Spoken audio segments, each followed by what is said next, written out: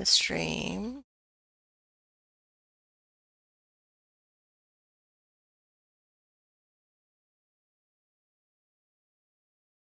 Okay. All right. It working? On nearby? Let's check. 1 second. And I hope you cannot hear the drilling. I really hope you can't hear the drilling. So,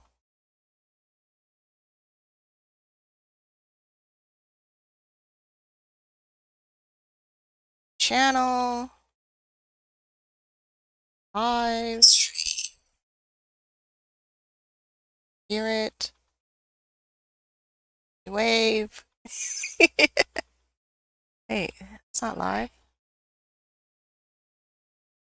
All right, so this sounds good.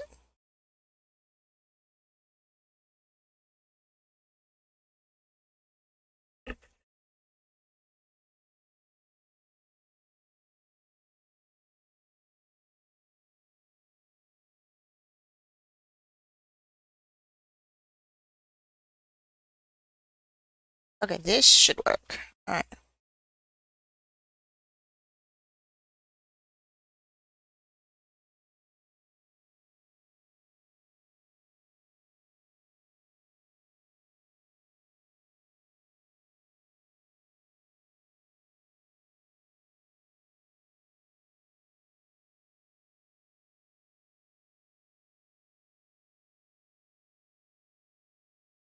Okay, so here we are. A little different. So chat is open. Suggest audio. My audio is fine. Stop bothering me. For some reason, the audio goes out. Just let me know in chat.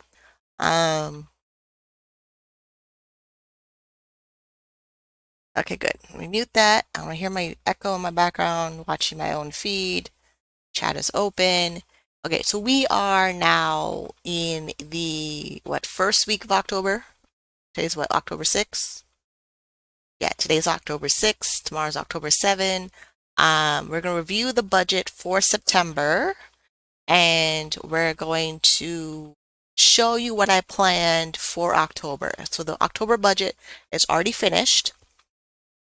I know. And then, yeah, just let you know what's going on. So September, you don't need this anymore. How's that look? My screen has a delay, but I want to make sure this is working the way it should. Okay. September. And wait, hold on. That should work. See chat. This. Don't try not to move anything too much. In the corner. Right about here. So September looks like this. And then as always, I use EveryDollar on my iPhone. Some reason it works for me in Canada. I don't know why. It just does. So I have the app on my phone for EveryDollar, and then I use the web version for EveryDollar. And then I as a backup, I have my spreadsheet, and I added some fancy stuff on my spreadsheet that I'm going to have to make available in my Ko-Fi store this weekend. I'll do it after the stream is over. It just makes it so much easier. And right, so for September, I spent $6,714. I know, it's a lot. And the reason being is September, I started college. So, yay, I started college in September. I cash flow college in September. So, me cash flowing college in September was intense. So, like, where is it? In my lifestyle. It's a lifestyle category. For the purposes of college and going to college in September, for the intention and goal of starting in September 2022, I spent $2,217.49 on fall tuition. Then I bought two of my textbooks that are now digital electronic textbooks. I spent $59.88 on my English textbook for college English. Then I spent $111.87 on my accounting textbook. And I'm letting you know right now, I switched my major. I switched my major from accounting to finance. It's a whole dramatic thing. And then I bought myself a brand new laptop that's pretty fancy for college. That was in the back to school sale. I love back to school shopping when you buy stuff for certain stuff. So I spent on my laptop, it's like 17-inch monitor. If I was a gamer, it would be pretty okay for gaming. The keyboard does, I should do a video on the laptop. It's fascinating. But yeah, I spent $1,016.99 on my laptop. I bought it online. It included free shipping. It was $899 with $300 in savings, and it cost me under $1,000 for a really good laptop. Based on everybody I talked to in the Best Buy store and the Source store, I picked an okay laptop. As far as I know, it's an okay laptop. It's not a lot like, yeah, but since I switched my college major, here's the kicker with college. And it's just easier to start with college first because that was the big goal. When we did my August budget, we knew we knew I was starting college in August. And then life hit me, my disability hit me, and I withdrew from my accounting program with the intention of starting back college next year, 2023. It's all right. College is hard. Like going to college as a disabled person, adult, mature student, college is hard. It's just what it is. And I'm cash flowing college as much as possible. The goal is not to get Ontario student loans, it's to pay for college as much as possible with cash, my own money, and probably my credit card. Yeah, and the way I see with the credit card, it's still my money because I'm trying to make sure I pay off the credit card as fast as possible while I'm in college. Yeah. And then what else did we spend? So that's the college budget we spent. So that's why my spending for September this month is not a typical month. Like last year, September, where's that one? Really? Is there a way I can see last year, September? Not previous month, previous year. 2022, where's 2021? Here we go, 2021, September, I spent $1,985. And then a year later, September, we spent $6,714. And it's all because I transferred money from the college savings sinking fund to pay for college, started college, and realized if I'm cash flowing college, like if I'm going to college and I'm working at the same time and managing my disability, multiple sclerosis, bipolar disorder, doctor thinks there's autism now, ADHD in there. I'm waiting for evaluations and stuff. Yeah, it's hard. It's super hard. Which, yeah, and then I thought my parents, wait, I touched the microphone. I thought my parents would actually pay for my tuition. I thought my college savings would be there for my textbooks, my transportation, getting clothes, other things related to college. I thought I would use my savings for college. And then come to find out in September, my parents decided to only give me, between the two of them, $600. $200 from mom and $400 from dad. And that is them helping me with college that has nowhere near the cost of college. So, yeah, I had to pull out of my program. We're going to recharge. work the baby step plan, cash flow college, and then go back to college next year. Yeah, it sucks. It totally sucks. I'm sad about it. I'm upset about it, but I'm talking about it in the video, and I have other things to talk about in the month of September that happened. Like, I paid $1,000 on my credit card. I paid 1,137 75 cents on the credit card in September because part of my savings I had I because like so because my parents promised me they would pay my tuition for college, I moved $1,000 to my credit card. Like, okay, I thought I could pay off some debt and then still have a good amount of savings left for college to handle college. Yeah, it blew up in my face. It totally did. It blew up in my face. I'm upset about it. Like, it's just awful. But if I focus on the math of it, I need to focus on me. So if I'm paying, going to college and I'm paying for college and I'm doing my best to make sure that I do not get a student loan, try to get grants, that has to happen next year because the restrictions from filing bankruptcy in Canada says that I can reapply for a student loan 3 years after being discharged from a consumer proposal or bankruptcy in Canada, which included my student loan from 2005. I called National Student Loan about it multiple times. And I spoke with the the trustee's office multiple times about it. And all on like the information of put college on hold to 2023 was always there. And we didn't do that option because my parents offered me something that I believed them and they disappointed me. I'm almost 40 and my parents are still disappointing me like I'm 6 years old. Sucks. It super sucks. Yeah. Okay, so what else happened in September? That was a plan.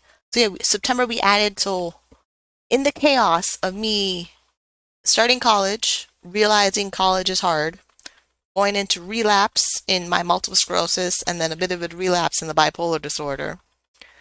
And talking to my parents and then talking to my mother. And then, so my mother's gift to me of $200 came in after I realized my dad, who promised to pay for tuition, did not pay for tuition. He just gave me a partial payment of tuition. And mom gave me 200. I restarted my college savings sinking fund with $100.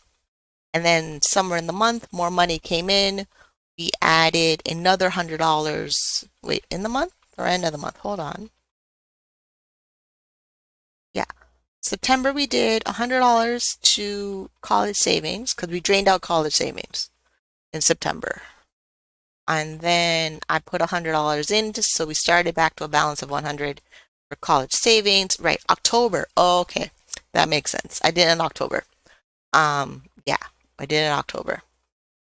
What else? So like with my spending, it's pretty boring.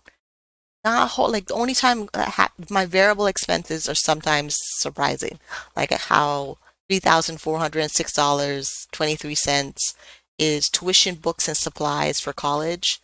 My restaurants and entertainment, $234.26, which is low. Like there's some months I'm doing way more takeout than other months, which is interesting. And then miscellaneous, my miscellaneous is pretty low, under $100. So I stayed under budget for miscellaneous. I got my hair cut, but I don't think I got September grooming. Yeah, I just went to the barber shop. Okay, went to the barber shop. I went shopping. I bought pants at Lululemon. Some things from Shoppers Drug Mart. And groceries $313.25. That is low.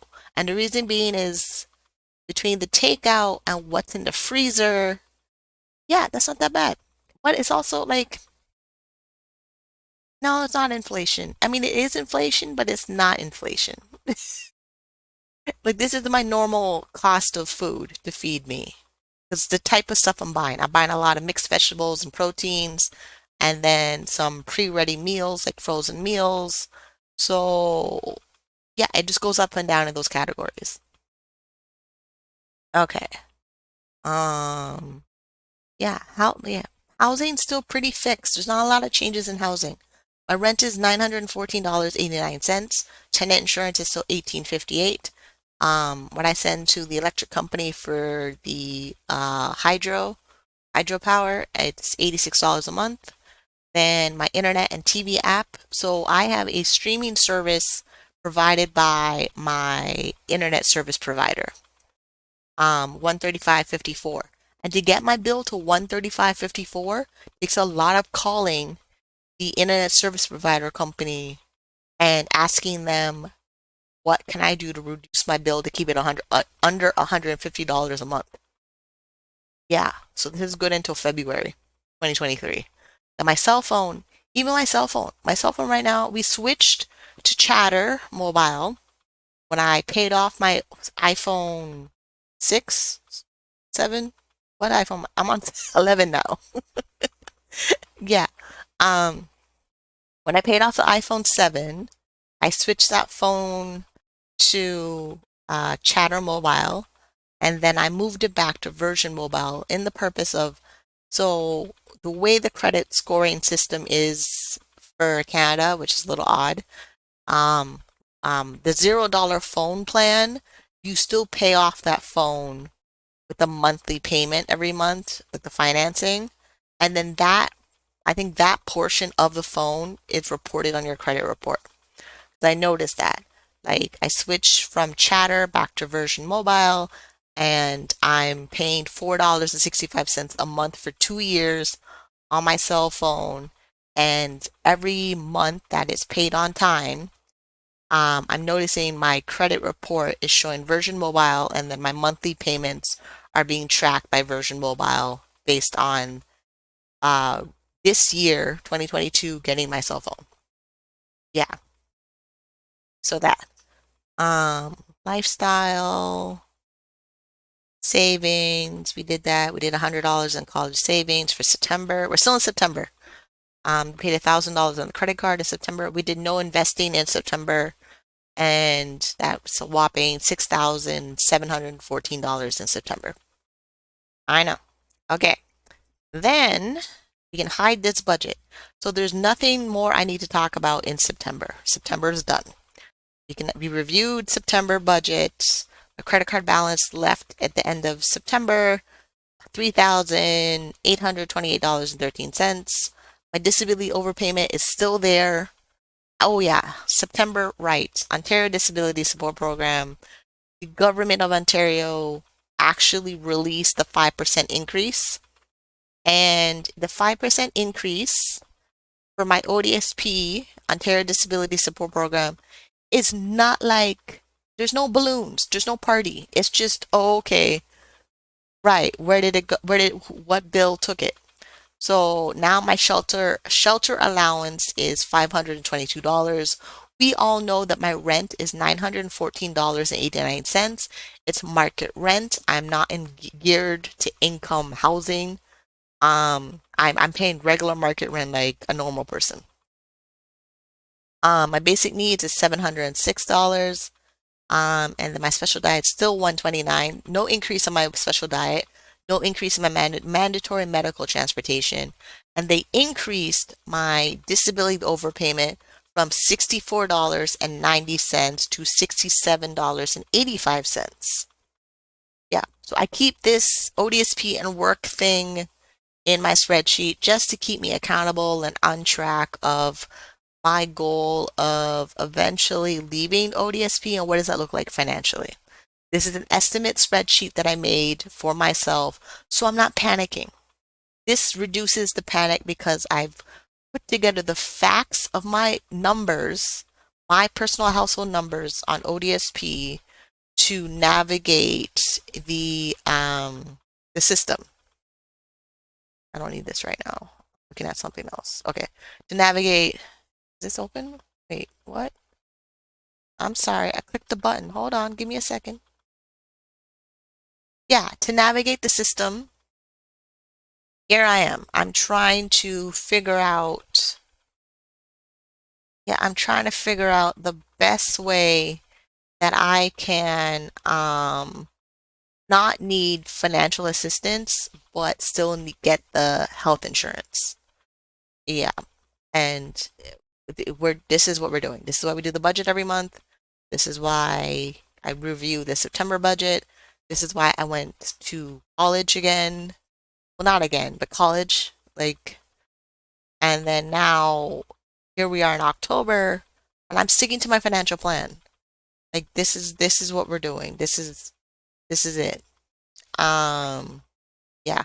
Thing in September, we did not. I didn't track my net worth. I have a rough estimate what my net worth is. It's still in the $40,000 range. Um, yeah, so I'm still doing that. So with October, you may like I've changed my spreadsheet. I've evolved my spreadsheet. So I've added a screenshot of my benefits and credits that come in from CRA. CRA is Canada Revenue Agency, which is the tax man in Canada. And then of my I've been reading the book Profit First, which I don't know why I didn't find this book earlier, but here we are. Um, so I figured a way that I can keep my business operational, make sure I'm saving and investing, and also make sure that my business income actually supports my cost of living because the Ontario Disability Support Program does not. Yeah, I know. To me, it's just, it's normal. I figure out a way of solving the problem and we're moving on. Um, yeah, so it's good to go. So, right, profit first. Let me explain profit. So profit first is a business cash management system of paying yourself first. So the pay yourself first is you make sure that you keep a portion of the business revenue in an account called profit. And then every quarter, you take a profit distribution from your business to your household income. And it's just a way of you knowing off the top, you take a certain percentage. I'm taking 5%. I chose 5% as my profit. Distribute the allocation, then distribution. Can't say that word. Distribution to my household. Then we're doing, so if I revenue $10,000, my owner's pay is $5,000. The owner's pay is my salary from my business into the household. So the only reason that this chart is in my budget spreadsheet for my household expenses is just so that I keep on track. So we know that every month I have a particular income goal I want to generate in my business. Now, what's going to end up happening is I'm going to track my owner's pay in the line item that used to be I used to track my business revenue in this line item, but we stopped doing that because I used to do my um, allocations in the budget. So sometimes my old sheets used to have a section in the savings category for taxes. Used to have a section, yeah, just taxes was here. But then I rearranged the budget so it made more sense with the Profit First system and also the Dave Ramsey Baby Step system and then the Gail Vaz-Oxley budgeting guideline system. I know it's evolved a lot. There's three philosophies in my spreadsheet that I follow to reach financial independence while disabled. And I can tell you this, because I'm making a lot of progress in this financial plan I've created for myself, I have no intention of going back to having ODSP as my only source of income where I'm suffering. Like, I'm not. Like, we went on medication treatments, we went on rehab, we went on psychotherapy, we went on neurologists, psychologists, ophthalmologists, Who else? Social worker, life coach, general practitioner, family doctor, physician assistant. Yeah, I do a lot of work. I mean, I don't talk about what I'm doing, but I do a lot of like healing work, trauma informed, whatever therapy work to get to this place where we follow the budget, we make our money, we follow the budget, and we make sure it balances. Balance isn't as in we pay off debt, we're investing, we're saving, and we're living a balanced budget, which is why we have in the budget these not spreadsheets, these screen captures from the TV show Till Death Do Us Part. And like the pie chart that like Gail uses in her show, Till Death Do Us Part or Princess or Money Moron, actually helps me understand what I need to do in the budget. And then I don't have to worry about it. Same thing with having the baby steps from Dave Ramsey. Like, we're good to go. Like, I don't follow Dave Ramsey 100%. I follow a combination of people, and it works. It freaking works. And we're not going to stop. Right. Okay. So 15% of my income goes to debt repayment.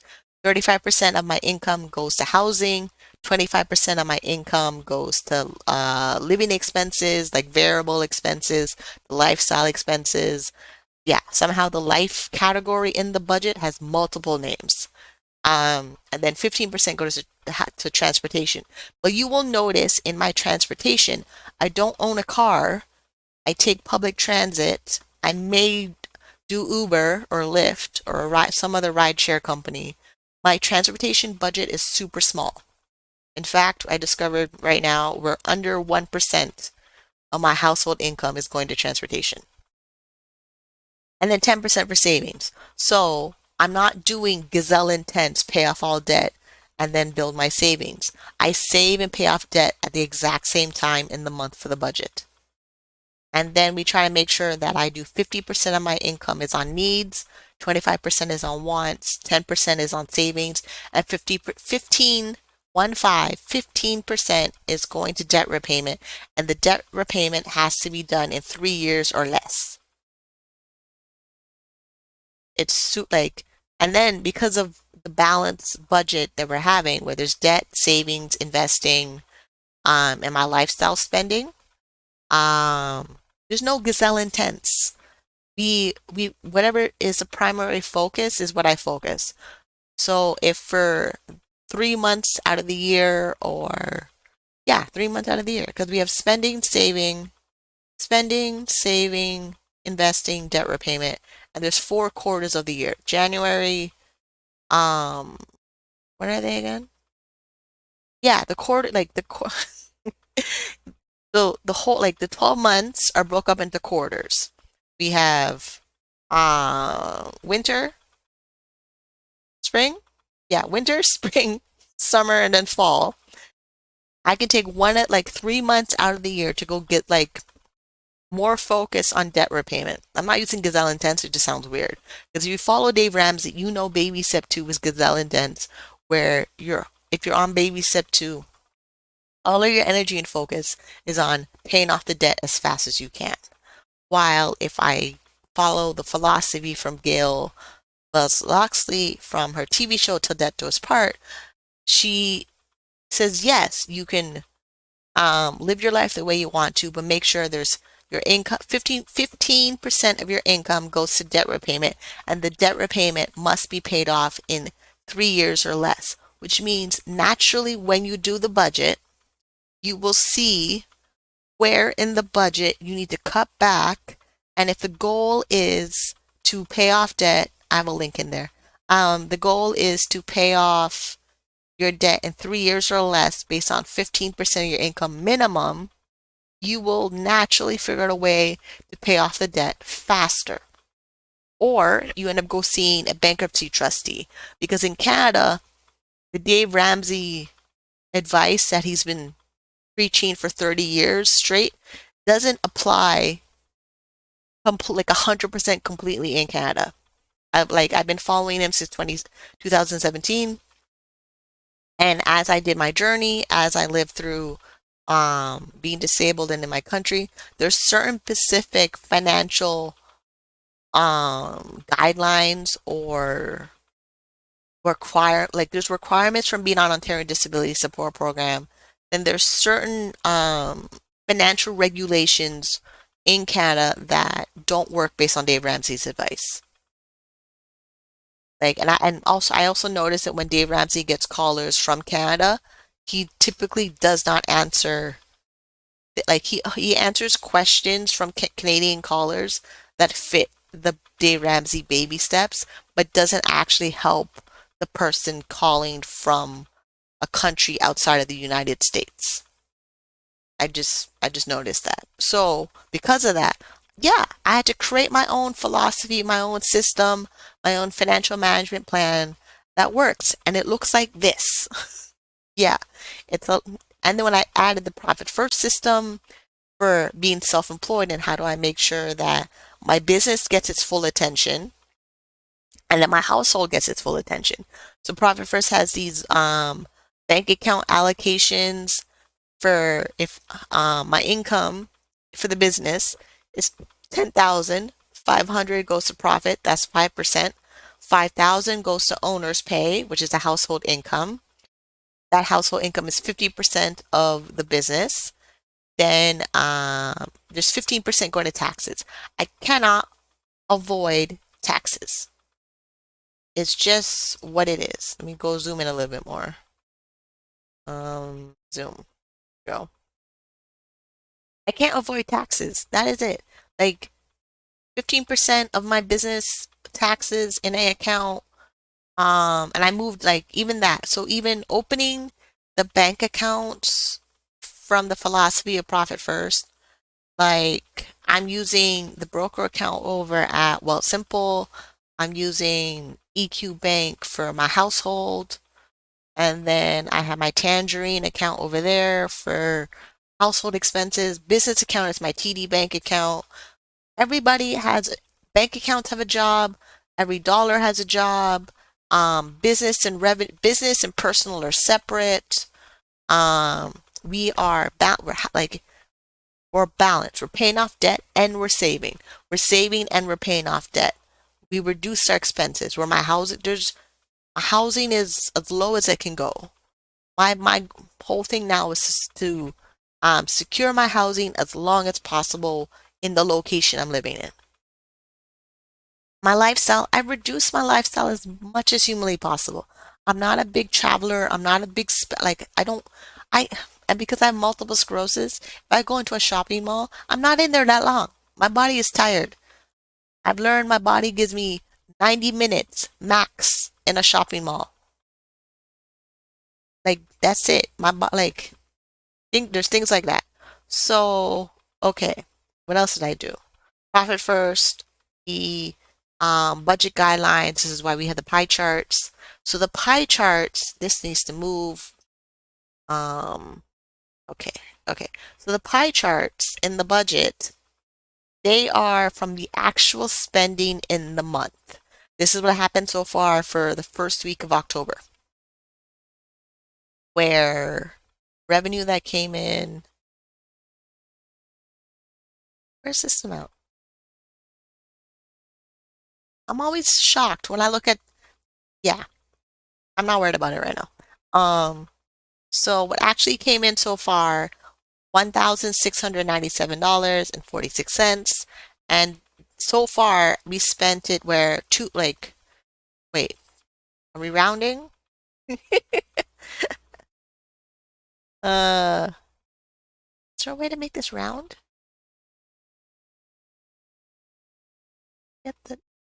Okay, so $10 on transportation is less than 1% of my budget that's spent right now, like actually spent right now in the budget.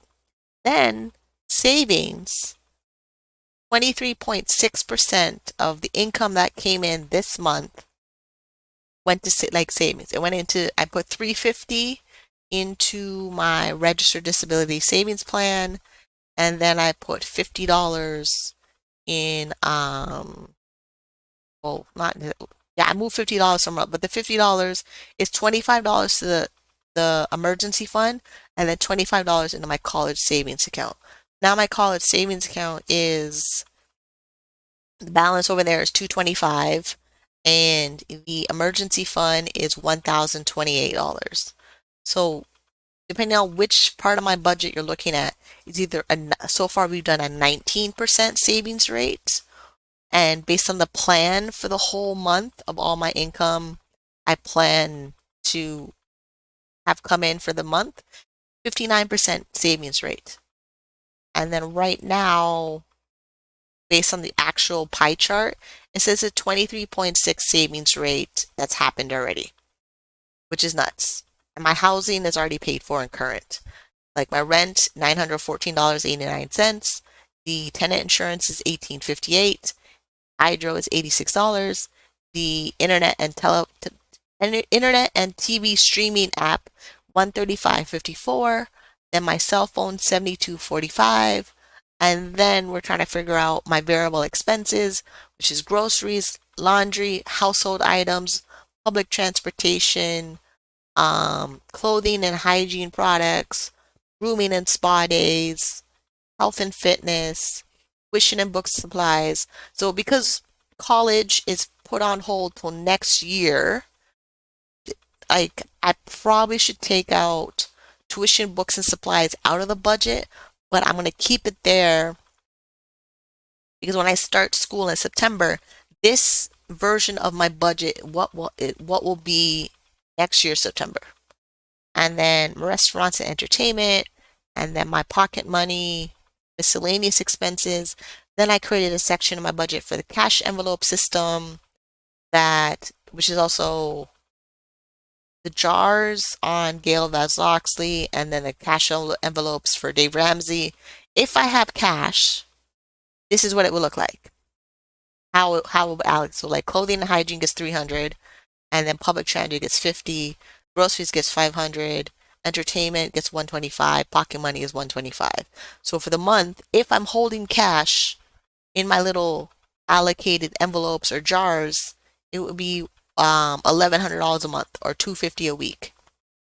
Yeah, something like that. Yeah. And then in my budget now, because I'm following the profit first system, the profit first cash management system, we made sure that I know that the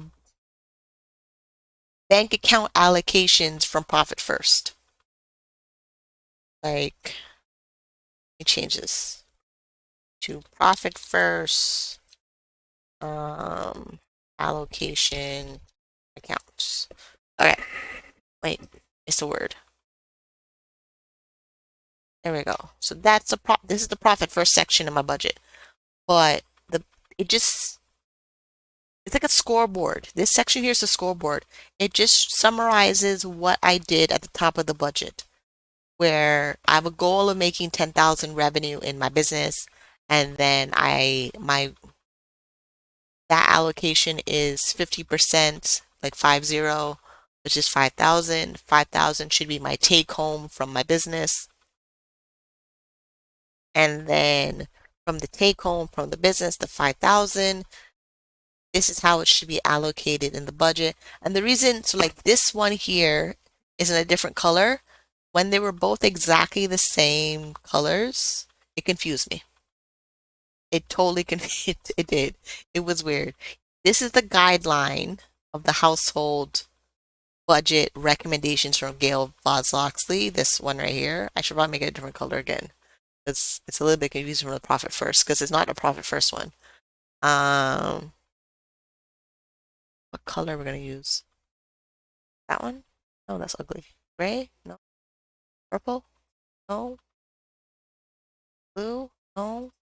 All right, fine. All right, so it's a gray green going on here. So this one is just the guideline of this one. So yeah, that's how I know $5,000 is my take home. 1,750 is 35%, which is what should be spent on housing. And then we know my housing is less than that, which is nice. So yeah, and right, more guideline. This is also this like it just I basically made my own app in the spreadsheet. If you like why it looks so detailed and colorful and all these things, like these are the guidelines and the philosophy that I've created out of Dave Ramsey, Profit First, Gail Voss-Oxley, because she's Canadian and I'm Canadian. I need a Canadian way of managing my money. Yeah. And then the guideline of balanced budget, must have savings for long term, must have savings for emergencies, and debt repayment 3 years or less, 15% of your income. And then we still kept in here so if I was only on ODSP, nothing else, just ODSP and that's it. This is what the budget would look like for ODSP. It's a squeeze tight of a budget. So this is how I know how far does my money on ODSP goes and how I know that I need to make sure my business, a self-employed small business working from home, is making money. Based on I've done my bare bones budget of only ODSP income. What does that look like? Then this is what developed the giant detailed spreadsheet budget pie chart, rules and advice guideline budget for October. Yeah. I mean, I've been talking for 45 minutes or so and there's not a whole lot. There's not. I mean, so yes, ooh, right. So yeah, we did spending, we did the profit first bank account allocations, profit first bank account. Ow, ow, ow. That's me having an MS episode. Great. Profit first bank account allocations, um, savings. So even that, I think, no, we added the profit first. We added the profit first bank account. We added the taxes bank account. One of my savings accounts acts like a checking account that takes care of pre-authorized debit bills. That one may move. I may move that one. And then 350 into investing. Yeah, I don't like everything is covered. So you just have to remember that you're spending, you need to save money, you need to invest for the long term and pay off the debt 3 years or less. Like even that. So like how right now the credit card is $4,209. We figured out based on the spreadsheet we have for the debt repayment the debt repayment calculator in my budget shows me how to pay off that debt in 3 years or less. It says that I need to put $186.41 on the credit card every month or a little more than that to pay it off. And I only have the one credit card. And honestly, you really only need one credit card. You don't need 600 credit cards to have a good mix of credit. No, you don't. You you really don't. Two things are reported in my credit report. My credit report. My credit card, my cell phone, and then my internet does. If I defaulted on my rent and I owed my landlord money, they would report to me to the credit bureau. So, and I don't. My credit score is what, 678? And if you've been following the channel from the beginning, I filed bankruptcy. I filed a consumer proposal. So when I filed the consumer proposal, my credit score was 500. Now it's 678. It's been 2 years. I'm not worried about the credit score. I'm not. I'm trying to make sure that I have one credit card and pay it off as fast as I can. And then of making sure I have savings. Big goal for me is to have savings for the future so I can reach financial independence. Because the budget, the original budget I used to work off of for years from being on ODSP, the Ontario Disability Support Program, is not going to get me far into the future. It's going to, like, if I stay on ODSP as a sole source of income, no other source of income, it will not take me far in the future because it's dependent on the government claiming they're helping vulnerable, marginalized citizens when they're not. They're, they're not. I'm not even like my parents and the government. I'll take what they can give me that I'm eligible for, but I'm not depending on them. Yeah, so here we are. So where's the we're done. This is it. I we do this every month for 3 years, I think. And my budget, the only thing, like, I've changed. The spreadsheet has changed. And but the balanced budget, save for emergencies, save for long-term savings, avoid debt. Track every dollar you spend. Like, I know my last $350 went into investing. And I'm looking over here. Yeah, is chat open? Is anybody here? Because we're done.